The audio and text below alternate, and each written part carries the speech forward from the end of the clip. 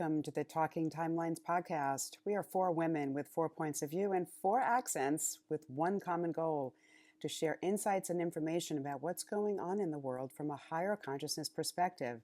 No BS, no PC, just lots of ideas that you won't hear on mainstream media. We chat, we laugh, and most of all, we shed and share light. Join us each week as we talk timelines. Hi everyone, welcome to Talking Timelines episode 25 today. And Laura's with me. Lisa will be joining us shortly. And unfortunately, Susan can't make it today. She's got things going on. And last week, if you listened to the podcast already, we were talking about the human condition. And in a nutshell, I've just made some notes here so that people can catch up quickly because this is part two of the human condition. So, what is the human condition? So, basically, it's the problems we've created in our quest for knowledge and the meaning of life that has led us to where we are today, disconnected and conflicted between our intellect and our instinct. And this formed a fearful, egoic, anger-based internal barrier that has distorted our ability to be a united community. So, we used to be part of a flock, a hive, unity, oneness, spiritual, emotional, mental state. And then we broke away from the whole in a need for growth and for change and to explore knowledge and understanding and so on and so forth. But when we broke away, our internal conflict between the intellect and the instinct made us ignore our instinct. We turned our back on it, we became angry with it, and that's what the alienation is about. So then came a form of shame and guilt because of the state the world's in. So this has been going on for a lot of time, a long, long time. So I've been reading more about this, trying to condense a very big book down into something we can chat about on the show. And if you think about it, I mean, I don't know about you, Laura, but I remember when I was 13 really analyzing the state of the human condition and not realizing what I was doing. And I remember going to my mum when I was 13 and a friend of mine who was 20 at the time, I talked to her about it and said, well, a few years later, I talked to her. She was 7 years older than me, and that I had these deep thoughts about what are we doing here, and what's our place in the universe, and why is the world so messed up. At the time, Ethiopia was on TV and we were having three-course meals, and these children with pot bellies were dying of starvation. And the guilt that I felt was making me not want to eat. I luckily didn't develop an eating problem, but quite if I was a weaker person, I'm sure I could have. And I went to my mum and said, this is really depressing. And my mum said to me, don't be silly, you're too young to be depressed. Hmm. And in the book, it talks about us hitting these kind of emotional, psychological understandings round about the age 7 and 8, which we've talked about before, is when we go through soul braiding. That's kind of the age where we start to learn Santa Claus isn't real and that our parents have been lying to us, so we're taught to lie. And round about 15, when we start to analyze going from being a child to a young adult, and depression and anxiety kicks in because we realize we can't do anything about it at that age. Did you have anything going on like that with you when you were younger? Interesting. Well, I've always kind of had thought different, like you, from a Hmm. very young age. Always knew that there was something bigger. I didn't know what that was. There was something else out there.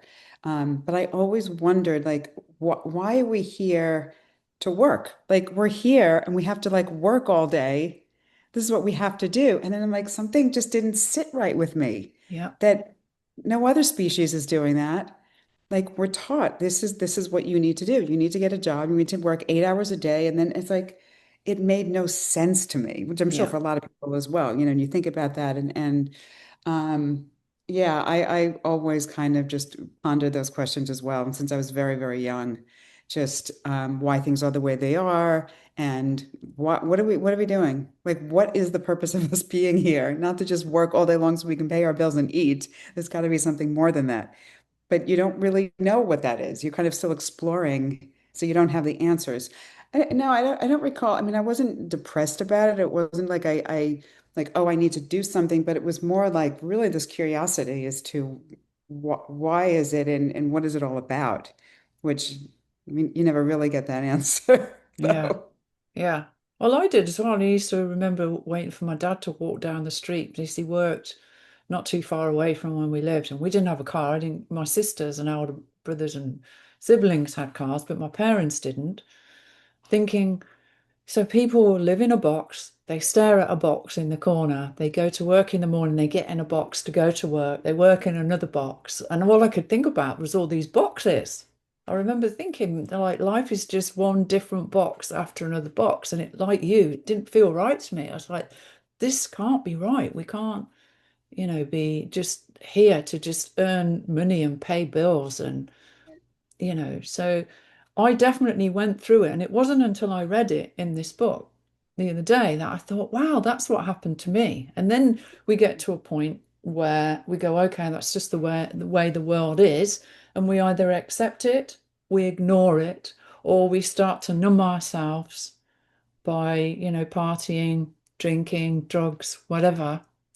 Anxiety kicks in, then people end up on medication, and we all know that that's a massive problem out there in the world, people with anxiety and stuff like that. Well, also the thing about knowing, like I mean, there are exceptions to this, but like you had to get a job, so you needed to figure out what you wanted to do. If it wasn't like a talent that was very evident, or you weren't born into wealth, which most people are not, then you had to decide what you were going to do, basically in order to survive. Hmm. And that I think was a lot of pressure and a lot of unhappiness because people found that, I mean, look, I was in a career for 15 years that was just like it was a job that led to a job that led to something else. And I didn't know how to break out of that to really do what it is that I'm doing now and what it is I'm supposed to be doing because you have the security and you've got this and you've got a paycheck. And I mean, you can't leave that.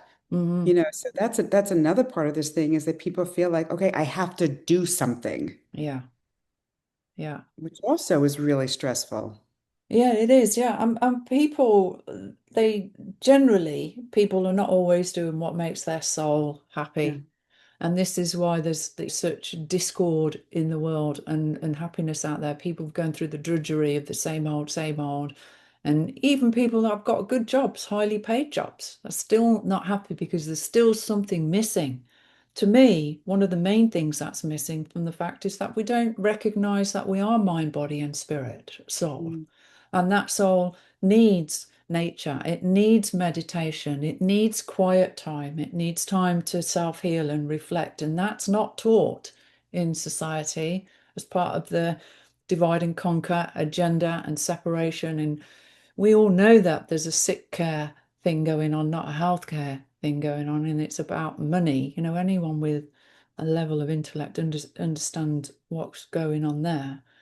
So the other thing is, and I was looking through the book for, okay, so this guy is a zoologist, a biologist, and he's bringing this information to the world, and they're calling him a savior, going, this information is going to save the world. And I was like, okay, where's the solution? So I'm scanning through my audio books like I do, and I get to the chapter on the solution, and I disagree with it. Basically, the solution is saying this is going to take generations and generations to repair, and that now we know what the problem is, that we can love and accept our shadow self because that's why we had to fall into this separation and learn to create and understand the good and evil and how we are manifesting our reality. And meaning of life basically is we develop self-consciousness, which is great, but now we're moving back to the central position of the difference between tribal consciousness, which a lot of our cultures have brought us up in. And you're Jewish, so you know what I mean by tribal consciousness in your community in particular.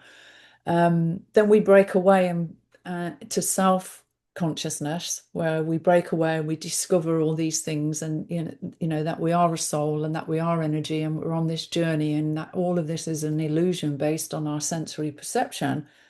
And then we realize that we're actually part of the whole oneness, and that's the what. So we go from tribal consciousness to self-consciousness to one consciousness, which is where we came from in the first place, that oneness of the flock or the hive, and everybody working as a unit and moving back towards that. But I was listening to something the other day that popped up. These people there's a lot of people on Instagram talking to AI at the moment, asking AI Hmm. questions.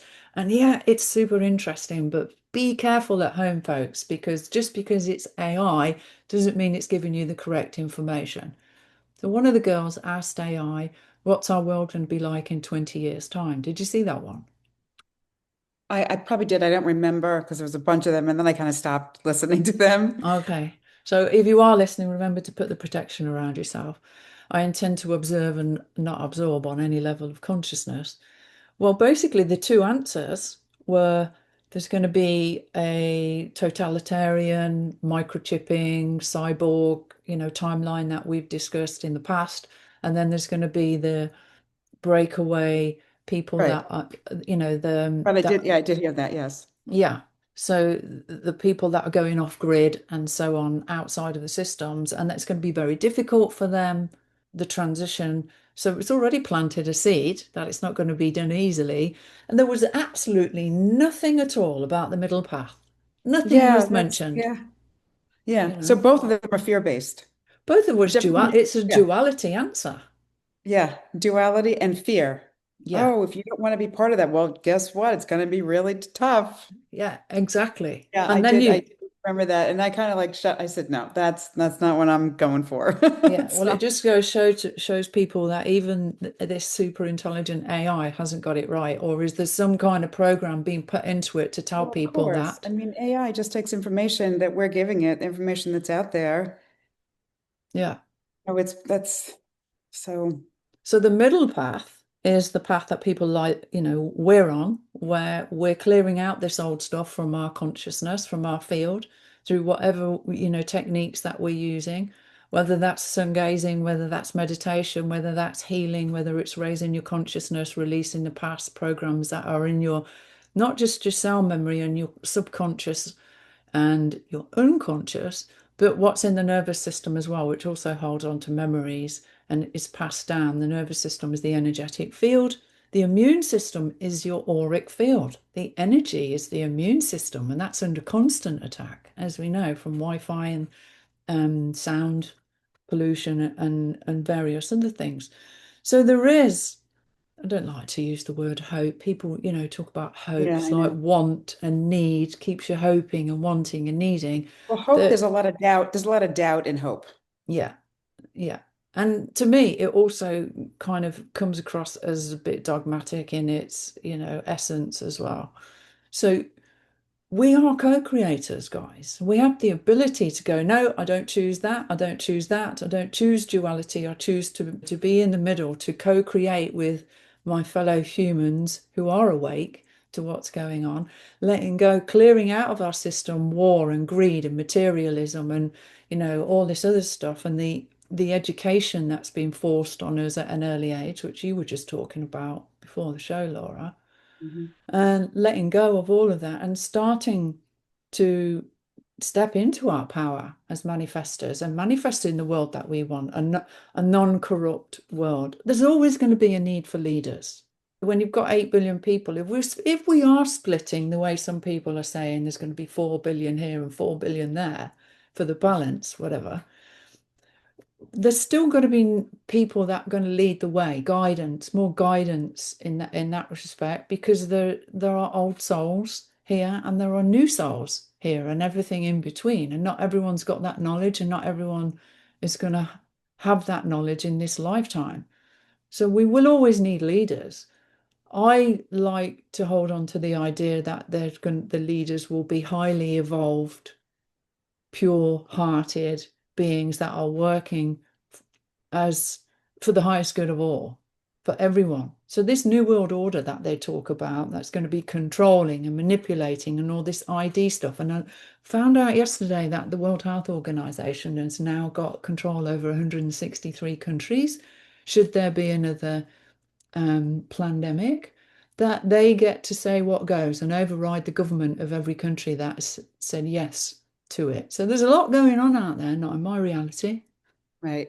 That's one of the first things that's going to be deleted in my reality. But we will need leaders. We will need guidance To me, I see some form of potential council of beings that have done a lot of work and are uncorruptible and are not getting paid for it, because that's where the corruption comes in. No backhanders, no major salaries and big bonuses.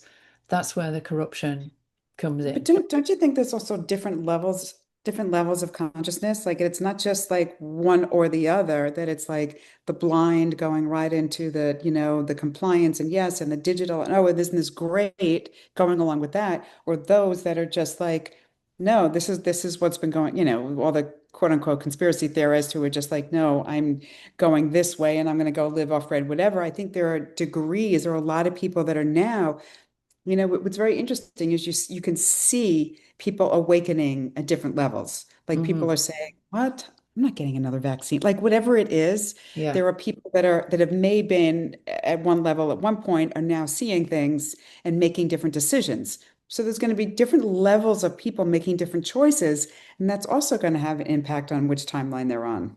Yeah, exactly. And we need to be choosing a timeline. We've said this in episode 1. Like, there's all these different timelines going on. We need to be choosing our timeline, stick to that timeline, working towards that timeline, and not let this programming that's going on tremendously through social media these days, pulling people into one thing or the other. And there is a form of addiction to the conspiracy stuff that happens as well, in that people think, I have to know more, I have to know more, and they keep going back, and it sucks you in to that negativity. And we need to be very careful of that. We need to be very careful that we don't get pulled into it. Yes, awakening is important, but there's different levels of awakening depending on what, you can end up falling into victimhood to the systems quite easily.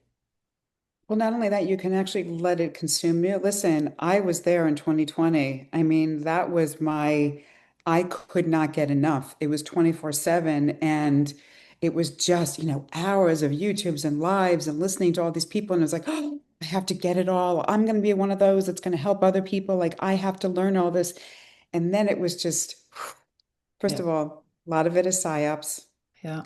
A lot of it is just to suck you in.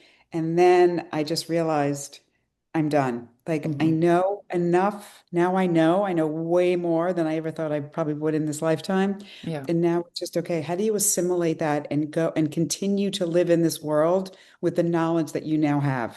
exactly. Because I was there. I was one of those that was just, the whole queue. I mean, you name it, I was in it. And that was what kind of took me to like shake and be like, wow, it's everywhere. It's Yeah, everything. It's movies, it's this, it's that, it's this. And then say, okay, wait a minute. You're still living in this world on this planet. yeah. And you have to be able to navigate through it. Exactly. I did it as well, Laura. I went down the conspiracy road for years, just like you, wanted to learn everything so that I could help everyone get out of it and stuff like that. Until one day I realized, hold on a minute, this is like taking me, Yeah. keeping me stuck Yeah. in that reality-based, construct, that program, which is what it is.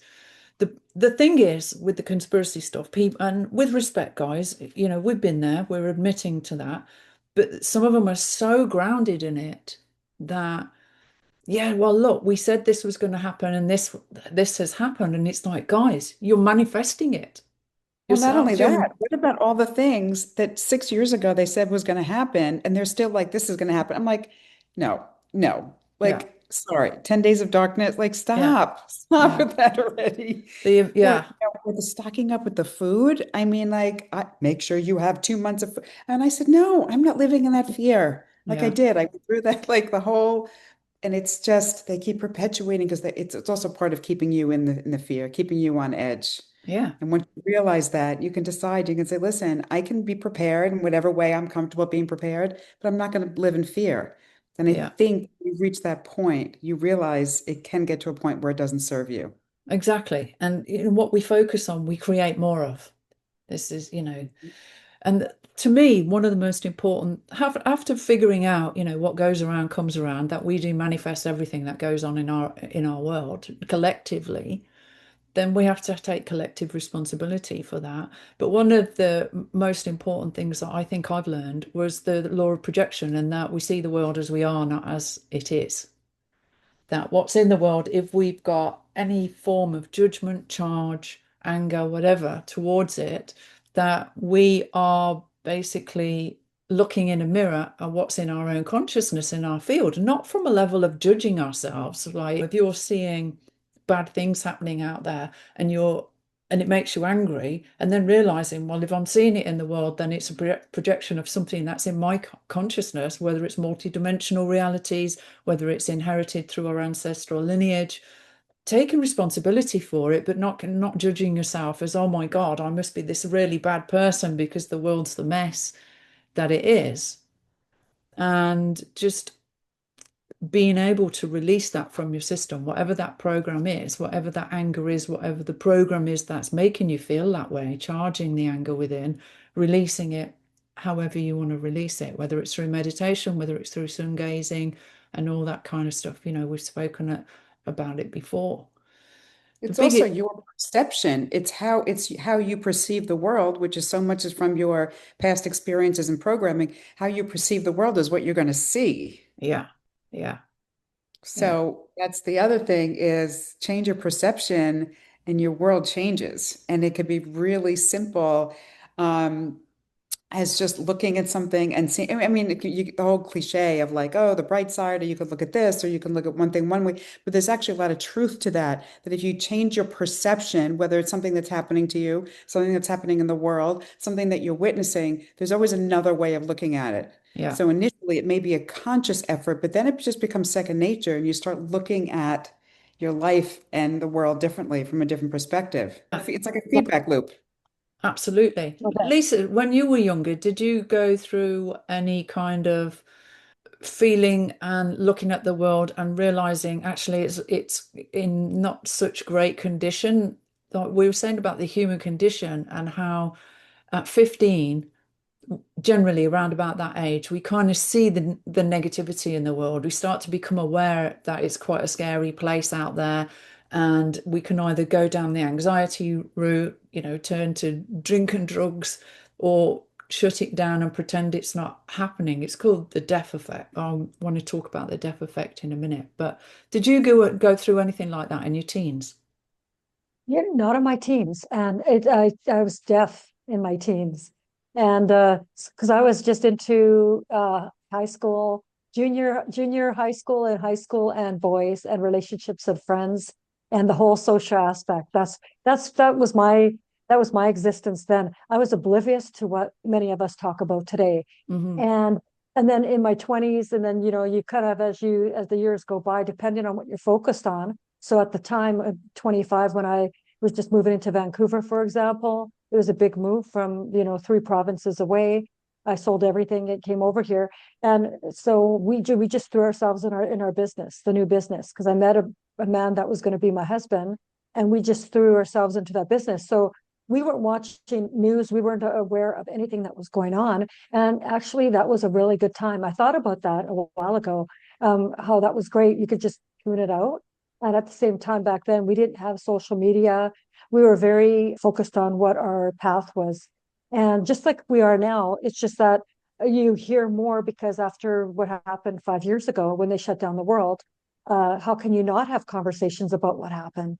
And so, but I agree so wholeheartedly with what Laura said about perspective and perception is everything, in my opinion. You could have a bomb go off 2 miles away from you. There's going to be people with different perceptions on what happened and how to deal with it, how to respond. And I just think that for everything out there, I'm not going to say we can't save the world, but with our energy, yes, we can. We could put light into our circles that expands throughout the world. And our perception, like I'll give you an example. We're in autumn season here in Vancouver, Greater Vancouver, and we're known to have rain. While other provinces are getting snow, we have rain. And with the rain, a lot of times when it's raining for like a week at a time, it's a little bit gloomy. Some people don't like that. Well, it depends on what your perception is of that. Is it going to ruin your day? And your perspective on it is a bad, shitty, rainy day. in your opinion, going to ruin your day, or you just go about the plans on having the most freaking amazing day, right? And so you hear it all the time with people when in their conversations, how they put those blocks up to their happiness. And again, it all comes down to their perspective and perceptions out there. Yeah, I used to say to people about asking, God, one, the universe, creator, whatever it is you believe in, to bless the rain so that it dropped bliss on everything and was cleansing thing, and by looking at it from a positive perspective. The other thing moving back to the human condition thing. So as you both know, I've had my head in this book for the last week and talking about the death effect. So the death effect is when basically I was looking for the solution. So what's this? This guy is a biologist, is a scientist, and the podcast that he's been on, they're saying he's like, this is going to save the world. This information is going to save the world. And I was like, okay, so I looked a little bit more into this guy and what he's sharing, and I was looking for the solution in the book. So he's talking about how, first of all, when you share this information with people, that you're going to hit a wall of the death effect. It's like they don't want to know, they don't want to go there. And I thought about when we had this conversation last week. Do you remember when we first got together and all three of us said we watched the video, but there was something there that was finding it hard to absorb? That's the death effect. And the death effect is a part of the mind that so does not want to know about the human condition because we're so deeply ingrained in like self-disgust at humanity and the darkness of the collective shadow that it shuts us off from it completely, because we're all very intelligent women on this show. And it was weird that all of us were going, I don't quite get this. And when I'm, read it again this week, it's like, this is pretty straightforward stuff. So we, even us, had an experience of the death effect, which is an automatic mind going, no, we don't want to go there. So it wouldn't let us understand it straight away. Okay. So also he's talking about if you give the information to people and it opens them up to all that negativity, that can overwhelm them and cause psychological anxiety and so on and so forth, which is fair enough, I guess. But this death effect is going to be blocking a lot of people. And he talks about IQ. If you've got a high IQ, you can take it on board and you can move through it easily. And particularly if you've got a high SQ, which is your soul quotient, so high, basically an old soul, that you're going to be able to absorb this information. And as we all know, we don't need everyone to know all this. Not everyone needs to understand the meaning of life and the human condition. Some people are young souls, are just here to have joy, have fun, have sex, have babies, and create and learn about life in a physical body, in a physical form. So once we moved through the death effect, was like, where's the solution? I've been in this book, where's the solution? And now he's talking about it's going to take generations for us to save the world, to move through this, for people to slowly but surely understand the human condition, and that we fell from grace, as the spiritual community call it, and became separate in order to understand the meaning of life and the meaning of it all, and that we are co-creators, and to be able to practice that. And that's where the good and evil comes from. And then when we figure that out, we come back to oneness, that we are all one and we are all interconnected. That's the only part of the book I was really disappointed with the solution being like slow burn, just telling everyone about it, saying, if you now know this, it's your duty to share this information with the right people. And that is, once we accept it, basically turn your back on the past and just become this new person and we'll create the new earth. Now I'm like, no, I'm sorry, I completely disagree.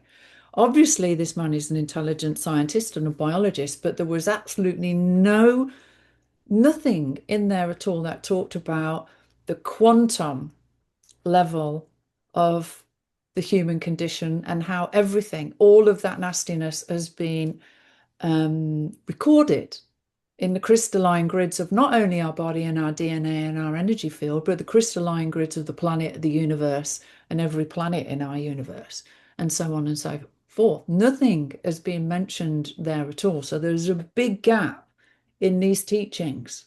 That just saying, okay, I know what that is now, I'm going to ignore it, does not take it out of your DNA, does not cleanse it from your energy field, does not cleanse it from the crystalline grid of the planet, because that needs to be done within theta brainwave frequency to be able to get into the subconscious level of creation in order to delete those memories and bring them back to neutral, which is the kind of thing we talk about, kind of thing Laura and I help people with it in our treatments and programs and stuff like that.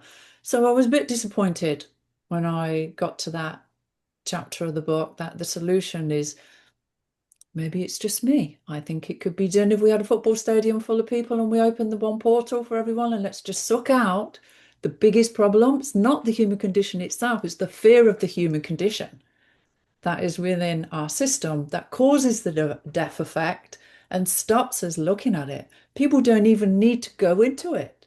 As long I as they think were. it's also the disempowerment most people feel. They don't feel that they can do these things. They feel very, very, they don't have the power, that there's something outside of them. Yeah. So I think that that's a big part of it too, is that you ask most people and they think, well, I can't do anything. I can't have an effect. I'm just a human. And Mm-hmm. that's a really big part of the issue, is that people have forgotten how powerful we really are. Well, that's a bit Mhm. like you when you were talking earlier about the social matrix, that we are conditioned from a very early age to believe that we're this little dot on this little dot of a planet in this massive universe, and that we haven't got any power, and that God is something outside of us.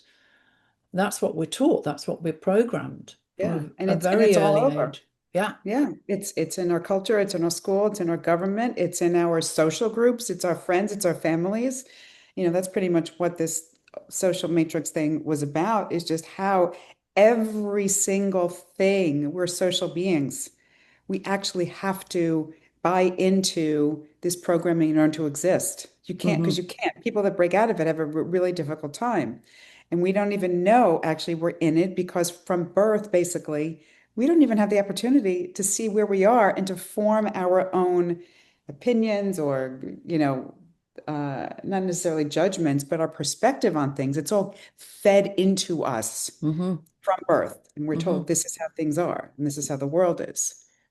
So that's where it gets, yeah, we're basically told this is who you are, this is what you can do. Yeah, well, this is that old adage of give me the boy till he's 7 and I'll show you the man. Because the first 7 years we're in theta brainwave frequency, wide open to programming. Whatever you learn in that time is hardwired into your system. Unless you can find someone like us that can help you get into that hardwiring, it can be changed. But it does has a massive effect on the adult, the teenager and the adult that you become those first critical 7 years in our lives. So we can heal this. That's what I'm getting at. This can be healed on a collective level with group meditation, group healings, and more people becoming aware of this and working together to release that. Basically, the bigger problem that I've discovered, having read this book, is about the fear of the human condition. It's actually just acknowledging that there is a human condition and what that human condition is. And that inner conflict between the intellect and the instinct, and bringing us back to being our intuitive oneness and realizing that everything you do, everything you think is not, if you're being mean to someone, that meanness is going to come back on you. It all comes back to us because we're all one. So being horrible to one person, you're being horrible to yourself. And when you learn that, changes your perspective on everything in life. Everything. You don't want to argue with people anymore. You could also look at it too. So it's instinct versus intellect. You could also say it's also intuition versus intellect, which are also two very different things. Mm-hmm. There's instinct, which is how do we react in certain situations. We can see how animals react. Then there's also intuition, which is also a knowing, right? And then there's also the intellect, which is what can get us into trouble. I mean, I once heard someone, I can't remember who it was, who said man's biggest, what was it? Man's biggest handicap is his ability to think, or his Mm-hmm. biggest, I forgot the word, and I can't remember who the philosopher, it was someone very famous. Yeah. And there's a lot to be said for that. because we're able to think, it gets us into trouble. Animals don't think. They perceive, they take in sensory information, they have instinct, but they don't think. And our thinking can get us into trouble. I thought that Well, was a they live in the moment, don't they? Animals, they live in the moment, and that's unconditional love, and that's what they are. Anyone with a cat or a dog knows that. You know, the unconditional love you get from your pet. But we talked a little bit about the difference between intuition and intellect and instinct last week, in that intuition is a higher frequency, and intuition is it's the feminine right brain, whereas the intellect is the left brain. And you go through school, and 90% of it is left brain masculine energy. Logistics are being taught, programmed into the consciousness. So we come out of school basically with half a brain in that respect, Yeah. because that side's pumped up to go out into the world. It's like you were saying, Laura, about why do we have to work 40 hours a week or 50 hours a week? That left brain has been programmed. You need to stuff all of this information into your brain so that you can go out and make more money than somebody else. And basically that's what education does for people. And it doesn't say go out into the world and become a beautiful opera singer or paint, or it's about career, what career you're going to have. Yeah. well, also the education system is setting you up in order to be able to work these jobs and to stay in it. Because education, it's not teaching you how to think, how to problem solve, how to be self-sustaining or self-sustainable. It's teaching you how to get into the system. So Mm, children are taught, okay, first of all, children shouldn't be in a classroom under fluorescent lights for, I don't know, 6, 7 hours a day. They should be outside learning about nature, learning to interact and play and allowed to be children, but yet they're told to be sitting in a classroom. yeah. So even that whole thing, I mean, and how many people question that? I mean, we never questioned that, growing up. No, you go to school, you go to college, I is did. you. I did, Laura. I questioned it because when I was sitting there as a high school student, those lights bothered me. They Mm. would literally interfere with my thinking and make me like literally. Did you I know didn't that's what it know. was? I knew that that's what it was, but I didn't. I thought it was just me, and I thought, oh, like it didn't click till like years later. Whereas, like when I was in high school, when I was in school, those fluorescent lights, they actually did bother me. I probably should be have worse vision as I do right now, and who knows what it did to my pineal gland. There's ways that we are affected individually in different ways. For example, when I just took that trip to the Mediterranean, and we had a flight from Vancouver to Athens, Greece, there was all these screens. They were like literally the TV screens that you watch on a long flight, like which is the 10 or 18-hour flight. Literally, the screen was almost as big as my laptop screen. Okay. And within 3.5 hours in, I felt something like, heavy here in my head, here. And then I came down with something I never came down with ever in my life. And that was a massive migraine. I turned my head, and my boyfriend sitting beside me, he calls the flight attendant. I get two, I don't know, Tylenol or whatever. It didn't even do anything. And I'm like trying to sleep. I'm curling up, and I'm in such pain that my tears are falling down my eyes. And Wow. I know it was the screens. I know it was the Yeah. radiation from the Well, they screens. said there's so much radiation in planes. Yeah. Yeah, Yeah. but on the flight back with WestJet, I was fine. I didn't have any problem, but the screens were sizably smaller. They were completely different. And the other time that I noticed that this type of thing happened, or with energy, is not with iPhone, but with anybody that's got a Android. As soon as it gets to be about a foot and a half close to me, it's just like I feel this pull, and it's like, ooh, I can't be near your phone, can't near Wow. be near that person's phone. So there's things that we all notice, but based on our individual cellular structure and how we respond to it, right? But oh yeah, I'm very much aware of that. Yeah. And anyways, long story short, those two big Tylenols I took, ended up having to take two more, and that got helped me. And then once I got off the plane, I was fine. Never had anything like that since. So first time ever experience like that. So I wonder how many kids in school that are suffering with problems like that. I just some more information came to me talking about school and education system here. Was the average attention span? I mean, I did teacher training because when I went into teaching, even adults wanted to be able to do it properly. And the teacher training, you get told like, every 20 minutes, people's focus is about on average 20 minutes. So like do something every 20 minutes, have a break, or get them to stand up, sit down, whatever. Now the average attention span is 8 minutes. 8. Yeah. And this is because of screens. This is because kids are Yeah. on screens and it's like scroll, scroll, scroll, scroll, scroll. But And I even notice it in myself because I'm so used to being on social media that for me to sit down and watch a whole movie, it's like, Yeah. and that's scary. And I'm like, oh, what?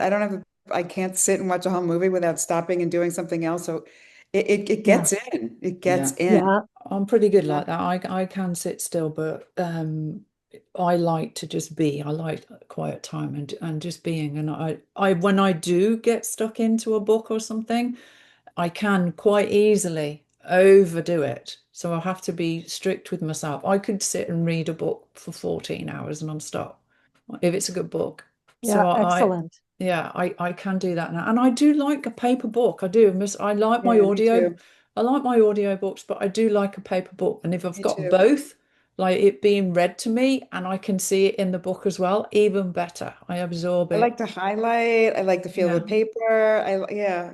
I don't even use my calendar as like I have a calendar. Like I Mm. like to write. I like pen, like Oh, exactly the same, Laura. Exactly the same.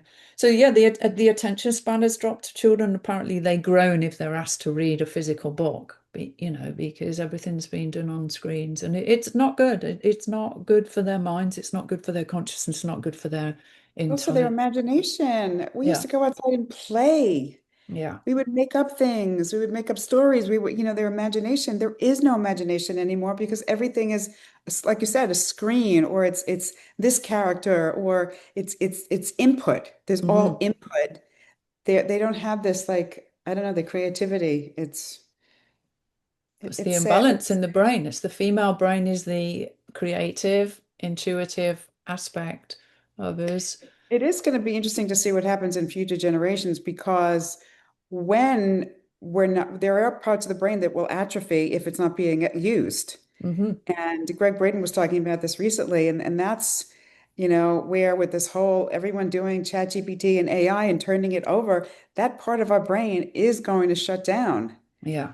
Oh, that's why people also need to be discerning how much they use that for. Fine, you want to proofread an article or something like that. Like there is definitely, room for it. But if that's all if you're depending on that for everything, guess what? There's going to come a point where you're not going to be able to do it with your own brain because it's going to atrophy. Yeah. Well, even when calculators were brought into school, Yeah. remember when we used to have to do long division and stuff like I that? still add, well, I still add things. But Yeah. calculators, they did that. They stopped us being able to do long division and long multiplication and stuff like that. And they're pretty basic now if you look back. They're not even teaching script handwriting in school anymore. No? Yeah.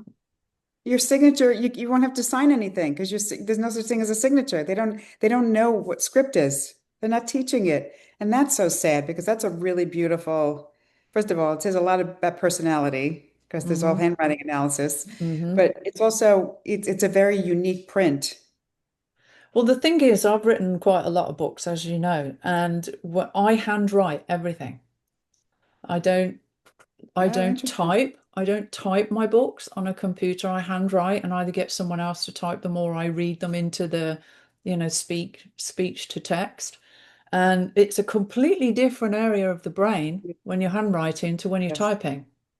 Because typing is more of the male brain, it's not the creative. And when you're I love handwriting, I I like love handwriting. I love writing. I love doodling. I just Yeah.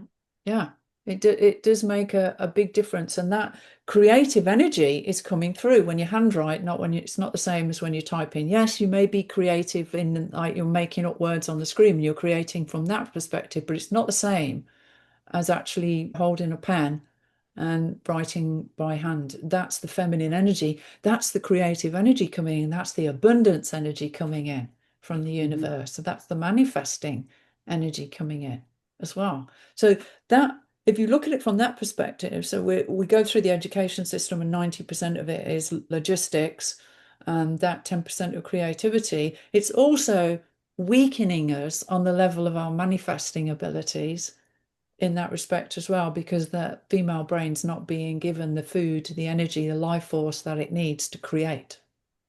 There's a lot to it. Right. There's a lot to it, yeah, for sure. But you know what? There's also entities that are way farther ahead than us that will basically, you know, has told us that we live in the dark ages too. So I think it's just about being open to there's going to be big changes in the next 5 years and within the 5 years, not just at 5 years from now. But we're not going into the age of Aquarius with no extra tools. Our world's going to change. Oh, and it's changing rapidly already. You can see Yeah. that, you know. Yeah. And so if we're in the dark ages, what does that look like? Does it mean that AI is going to be there as part of the awakening? Some people say that AI is there to awaken us. In part ways, I can see that. And to what extent? Because we don't know, none of us have a crystal ball. It's just being aware, again, going back to awareness. What are we noticing out there? A lot of people they hate change. They're so resistant to change, and it only is to their detriment. But where are we going? Because we don't want to go back. We don't want to go back either. So what's ahead for us? So I feel like let's be optimistic. For You sure. know? Yeah. And I don't think that we are going to eliminate AI, even though, as you all know, for a long time I've been saying there's a dangerous aspect to this. And that's already proving itself. But if we're in the middle path, if we're in the neutral path rather than being trapped in duality, you know, the light versus the dark, and I mean the evil side of it, not just the dark, because dark's good. The void is dark. It's good. It's a nice, peaceful place. That we can program as manifestors, as co-creators, the AI to be of benefit to humanity, not detrimental. We need to choose that for our future. All right. Well, I think we've covered a lot today, and I know Laura's got to get going. So thanks for joining me, ladies. Thank And you. I will see you all next time on Talking Timelines. Bye for now. Okay, bye all.